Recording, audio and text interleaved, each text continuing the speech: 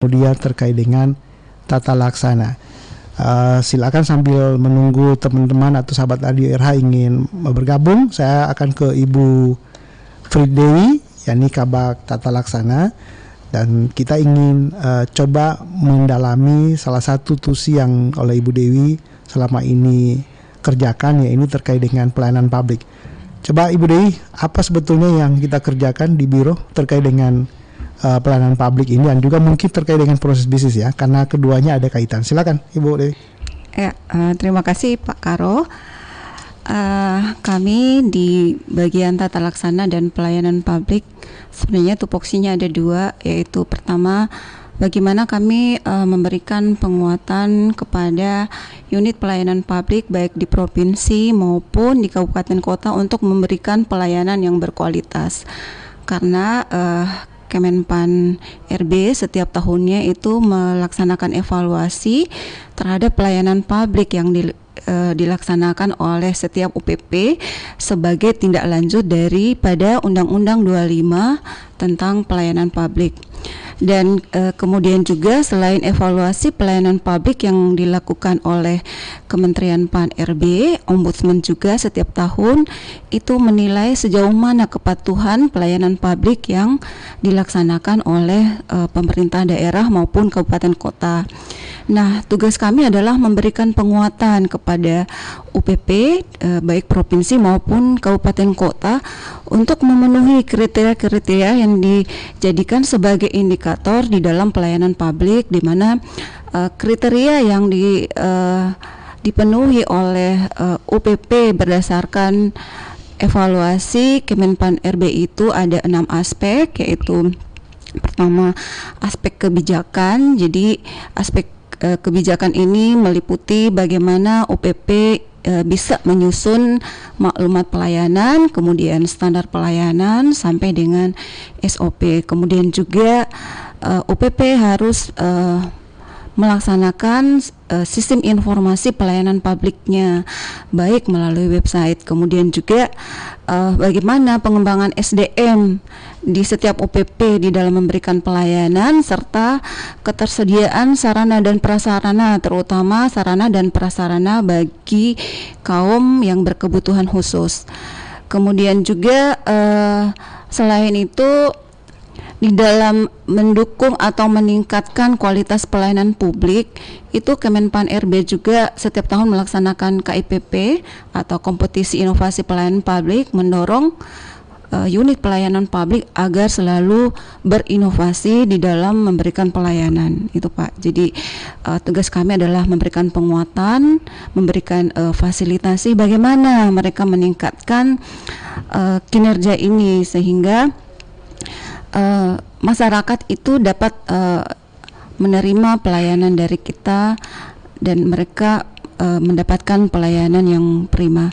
Kemudian untuk tata laksana itu lebih terfokus kepada peta proses bisnis dan SOP, di mana peta proses bisnis ini merupakan acuan setiap OPD di dalam melaksanakan program dan kegiatan di masing-masing OPD maupun kabupaten kota. Dan dengan peta proses bisnis ini kita atau kabupaten kota bisa melakukan analisis jabatan, kemudian juga bisa menguraikan tugas dan fungsi serta menentukan spesifikasi jabatan.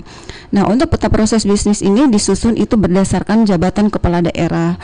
Nah, kami dari Biro Organisasi selama 1 tahun ini telah memberikan penguatan kepada Kabupaten Pohuwato untuk cepat menyusun peta proses bisnisnya. Kemudian juga kemarin juga kami diundang oleh Kabupaten Bawalemo untuk memberikan pemahaman kepada seluruh OPD sehingga mereka bisa menyusun peta proses bisnis Pemda maupun peta proses bisnis OPD-nya. Dan pelayanan publik ini serta tata laksana merupakan dua agenda perubahan di dalam penilaian indeks reformasi birokrasi, di mana indeks reformasi birokrasi ini juga untuk menilai sejauh mana kualitas dan tata kelola pemerintahan, seperti itu. Jadi ini yang menjadi tugas kami di bagian tata laksana dan pelayanan publik. Dan terakhir juga untuk ending dari peta proses bisnis ini itu adalah SOP. Jadi di dalam memberikan pelayanan juga masing-masing OPP ataupun OPD harus merujuk pada prosedur, sehingga layanan yang diberikan kepada masyarakat itu tidak berbelit-belit dan masyarakat juga bisa tahu bagaimana mereka harus dilayani. Seperti itu, Pak. Ya, menarik ya. Jadi kalau soal pelayanan publik ini memang ini adalah salah satu amanah di dalam Undang-Undang Nomor 5 2014 tentang ASN, bahwa aparatur sipil negara itu adalah pelayanan publik. Aparatur sipil negara itu adalah penyelenggara pelayanan publik. Artinya memang di daerah ini semua kita harus di lini pertama di dalam penyelenggaraan pelayanan publik. Nah, Ibu Kabak di Pemprov, apakah ada satu bukti yang konkret bahwa kita salah satu Pemda yang baik dalam penyelenggaraan pelayanan publik?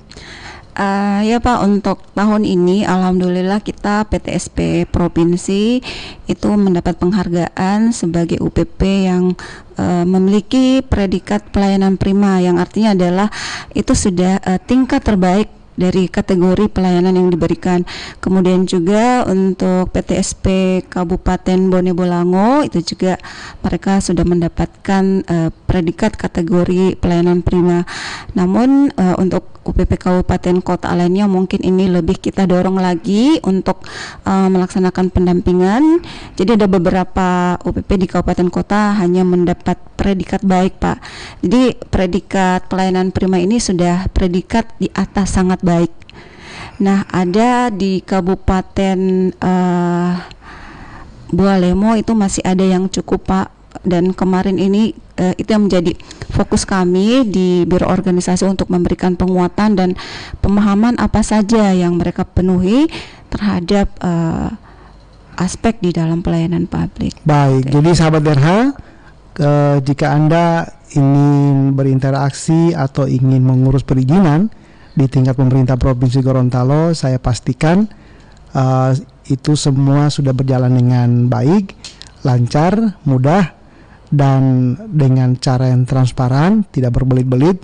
Karena apa? Karena UPP atau Unit Pelayanan Publik PTSP kita ini, Pemprov, telah mendapatkan pengakuan dari Kemenpan atau pemerintah nasional. Artinya apa? Dengan pelayanan prima, berarti semua mekanisme perizinan di tempat itu betul-betul sudah sangat baik. Makasih Bu Kabak, banyak memang pekerjaan rumah di tata laksana ini, termasuk tadi memfasilitasi kabupaten kota agar kita sama-sama memperbaiki kinerja pelayanan publik dan juga hal-hal yang terkait dengan tata laksana. Saya akan ke Pak Rizky sebagai Kabak RB dan akuntabilitas. Ini adalah salah satu isu yang sangat sentral di dalam organisasi terkait dengan RB. Pak Rizky, RB kita ini kan sementara kita akan dorong terus perbaiki. Iya Pak.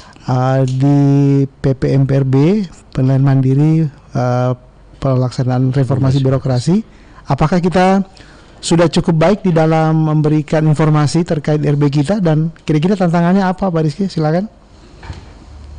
Alhamdulillah, makasih Pak. Pak Karo. Tantangan kita ke depan sungguh sangat berat, tergantung perubahan yang dan menjadi kebijakan pusat Pak. Namun kita pada dasarnya sudah diberikan batasan untuk pengembangan reformasi birokrasi dalam 8 area perubahan, yakni manajemen perubahan, penataan peraturan perundang-undangan, penguatan kelembagaan, penataan tata laksana, penguatan sistem manajemen SDM, penguatan sistem pengawasan, penguatan akuntabilitas, dan peningkatan kualitas pelayanan publik. ada banyak item yang harus dikembangkan